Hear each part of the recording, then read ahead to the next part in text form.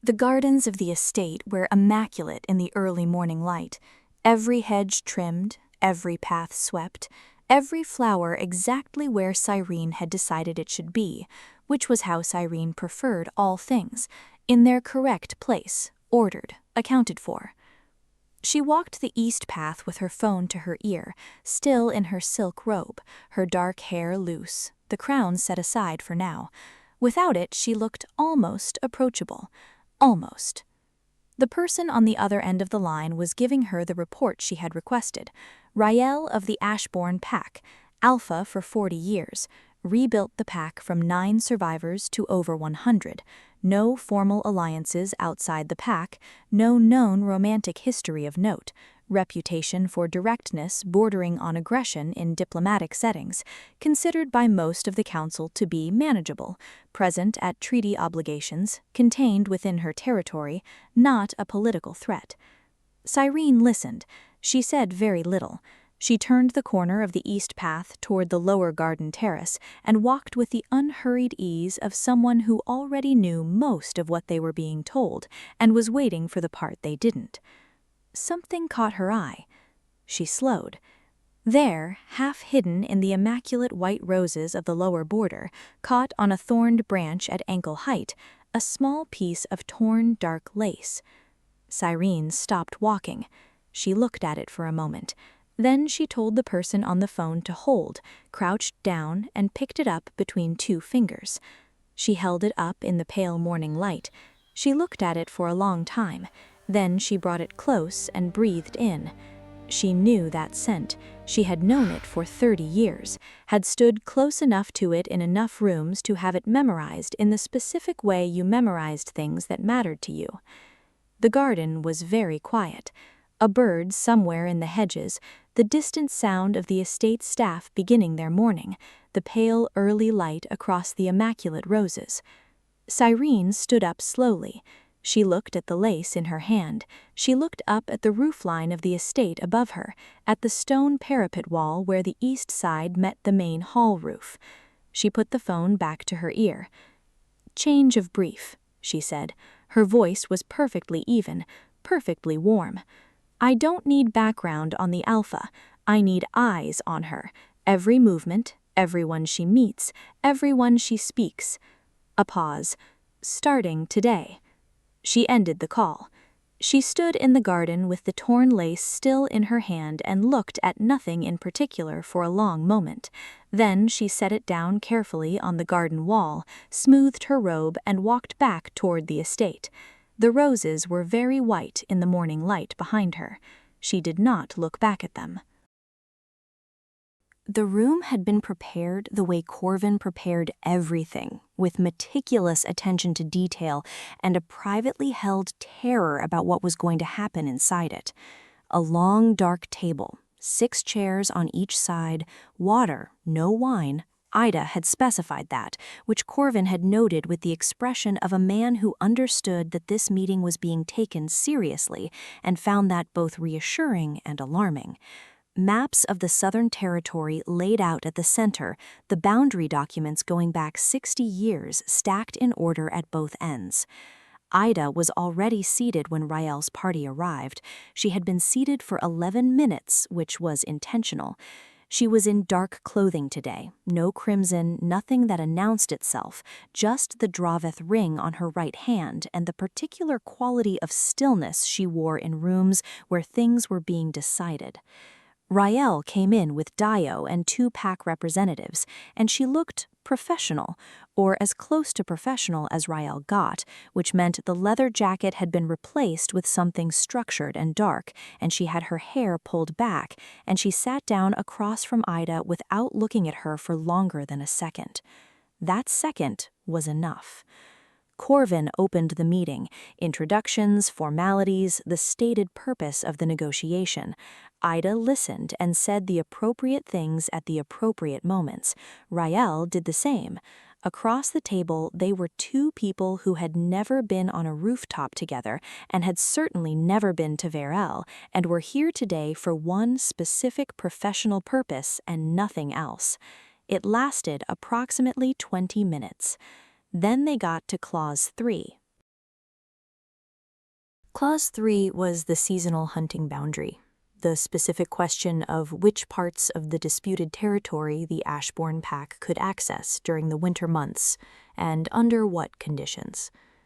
Ida's position was measured, a phased approach, limited access in year 1, reviewed annually, expanded based on compliance with the agreed parameters. Rael's position was that a phased access to land that had been theirs for 2 centuries was not a concession, it was an insult dressed in diplomatic language, and she would rather have no agreement than one that treated her pack like guests in their own territory. The room got very still. Corvin looked at his papers, Deo looked at the ceiling. A phased approach protects both parties. It gives the council something they can ratify without... I'm not interested in what the council can ratify. I'm interested in what's fair.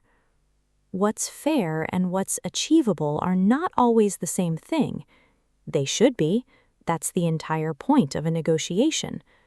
The entire point of a negotiation is to reach an agreement that both parties can live with, not to hold out for a perfect outcome that neither side will ever see ratified. Or the entire point of a negotiation is to not walk out with less than you walked in with, which is what a phased approach means for my pack. We walk in with a claim to full access, and we walk out with a promise of maybe, reviewed annually, subject to compliance with conditions set by the party that took the land in the first place. That is a significant oversimplification of, is it wrong? Ida looked at her across the table. It is incomplete. Is it wrong, Ida? The room was very quiet. Corvin had stopped writing. The 2 pack representatives were looking at the table. Deo was looking at Rael with the expression of someone who had seen this before and knew exactly where it was going. Ida set her pen down. Everyone, please give us the room. Nobody argued. Nobody asked questions. Corvin gathered his papers with the practiced efficiency of a man who had been waiting for this instruction since the meeting began. The representatives filed out. Deo was last. She looked at Rael once with a look that said something specific, and then she closed the door behind her. The room was very quiet. Ida and Rael sat across from each other at the long, dark table with the boundary maps between them, and 60 years of documents stacked at each end and the specific silence of a room that had just been vacated by everyone with the sense to leave. Is it wrong? You know it's not entirely wrong. Then say that. Stop dressing it up and just say it. I just did. You said not entirely wrong. That's not the same thing, and you know it. Because you're not entirely right either. The phased approach isn't ideal, but walking into that council chamber and asking them to ratify full, unrestricted access in year 1 is asking them to overturn 300 years of precedent overnight. If they reject it, we lose the whole agreement and your pack goes another season with nothing. And if we accept a phased approach, we spend the next 5 years proving ourselves to people who decided we were beneath us before we even sat down. I know what phased means. It means provisional. It means we'll see. It means we don't quite trust you yet and we reserve the right to take it back if you make us uncomfortable. That is not what it means. Then what does it mean? Because from where I'm sitting, it looks exactly like that. It means I am trying to build something that holds, something the council cannot dismantle in 6 months because it was pushed through too fast. It means I am on your side in this room even when it doesn't look like it. Being on my side and being right about how to help me are not the same thing. I know that. Do you? Because right now you are sitting there telling me to accept less than my pack deserves and calling it strategy and expecting me to be grateful for it. I am not asking you to be grateful. I am asking you to trust that I know this council, and I know what they will and will not ratify, and I know how to get your pack something real, something that holds, something they cannot take back in 6 months when it becomes politically inconvenient. And I'm asking you to trust that I know my pack, and I know what they have already given up, and I know the difference between a real concession and a delay dressed up as progress. This is not a delay. Then prove it. Show me the clause that gives my pack full access by year 3 with no compliance conditions set unilaterally by the Draveth bloodline, and I will sign it tonight. That clause does not exist yet. Then write it. I cannot write it out of thin air just because. Then what are we doing here? Rael stood now too. They were both standing, both breathing hard. The boundary maps between them and 60 years of documents and the argument going in circles the way it always went in circles, and underneath it the same thing that had always been underneath it, which was not the boundary and had never been the boundary. You, Ida said, her voice dropping low, are the most infuriating. She didn't finish it. She came around the table fast, the decision made before she caught up with it, and she took Rael's face in both hands and kissed her.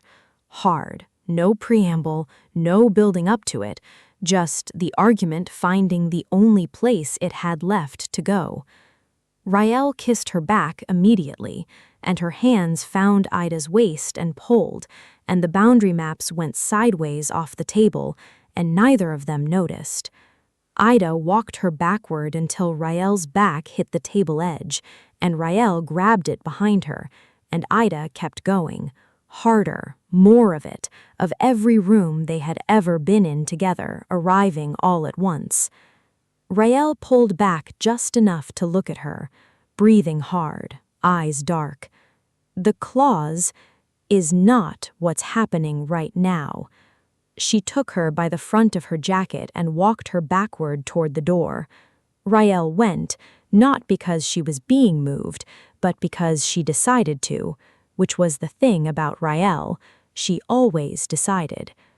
Ida got the door open without looking at it, and then they were in the corridor, and the argument was still there between them, but it had completely changed shape, and neither of them was interested in the original version anymore.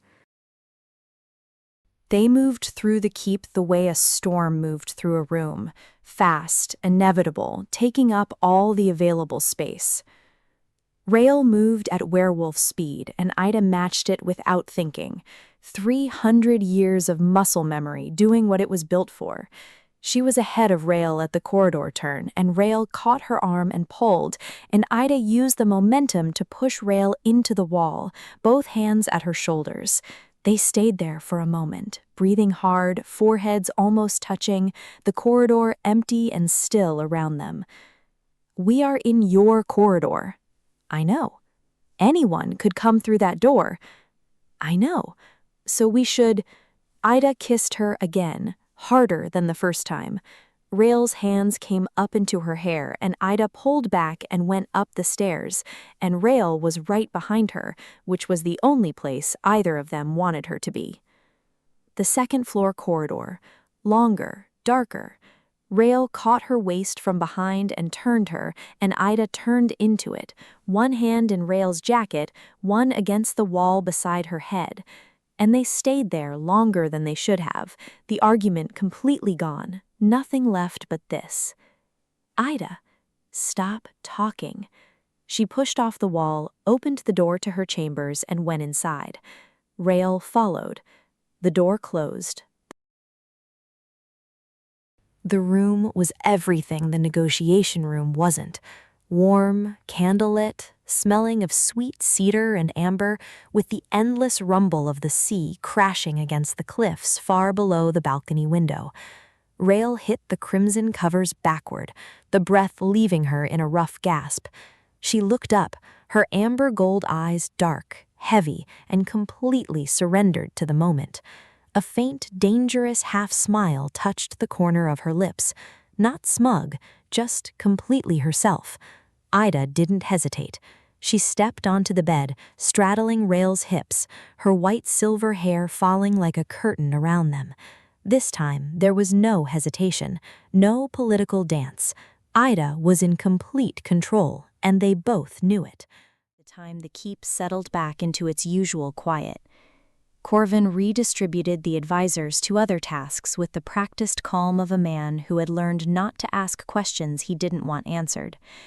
The negotiation documents remained on the table in the order he had left them, minus the boundary maps which were on the floor and which he straightened without comment.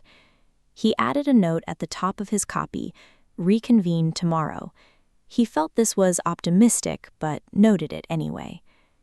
Deo sat in the courtyard below with something warm to drink and watched the upper windows of the keep's east wing with the expression of someone who had worked out exactly what was happening and had decided to be entirely unbothered by it.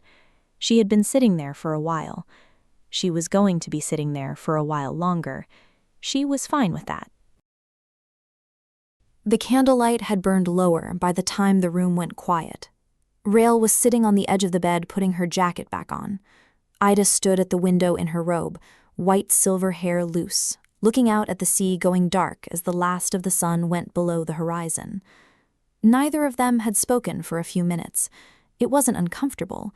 It was the silence of two people who had run out of argument and run out of everything else, and were sitting in what was left. "What are we doing?" Not loudly, not as an accusation, just the question, asked plainly by someone who wanted the actual answer and was tired of neither of them saying it.